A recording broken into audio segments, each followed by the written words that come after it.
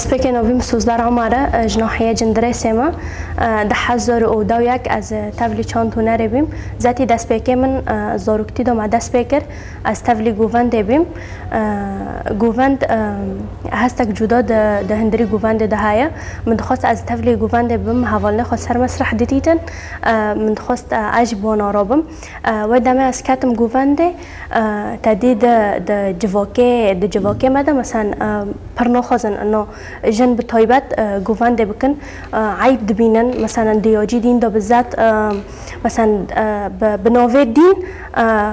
عیب کرنا انه جن گوونده بگرن جن سرکشیه بکشینن لی اما وقت جن ما خواستن وی سینوره بشکینن ده هندری مثلا جواکه دا کدر دبه مثلا ما خواستم وی تشتی بشکینن ما زاروکتی تا دست بکن ما خواستم وی هیویه وقت دبن وقت داره که جنوب دما داشتیم ببه ما برداوم کر و حیان هازی ذات ام دو گووند دا برداومن و گووند و اکید من تشتک نه حسانه مثلا هر تشتک نه حسانه لی اما تشکاری که حسب که توی کاری بسر بخینه ذاتی هندری گووند دا نتنه مثلا عفرینی های مثلا ام دکارن به گووند مثلا پر هریمون مثلا ناس بکن ام هندری خود مثلا گلکی هریمو یعنی عم دقرن دست و عم بكارتي ننجي مثلا هم العفرينه دبي وهم الفدارجي مثلا پروردن طيبت بعد بين جبو مثلا هرمن جودا مع دبرن دادي حركات ون ناهي صون مثلا كاسكواره مثلا گووند بكي ناهي صون ذاتي هرموجي يعني هين زحمت تر مثلا جو گووند من اي جودا بس ما كوري بتشتا ام پیش بخینن ذاتی پشت ام دربازی شه ببینه وکم در فتی مثلا ما نکنی وکل عفرینه ما پرورده وعده کردن مثلا ما هرم دبرن ما هرم به دست خودت خستن ام فریوی هرمو دبین لی اما دیسا ده هندری شه بادا و رغم کوچبریه ما در فتا مثلا شخورا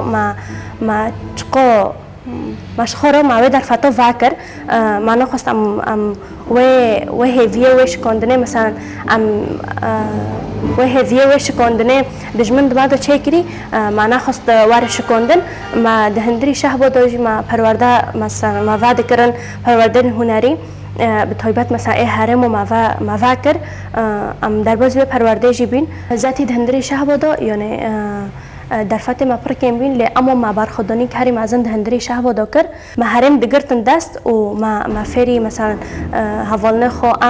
ما هفدو فرد کر ام در بازی ملیدن جی دبین ام در بازی مهرجانا جی بین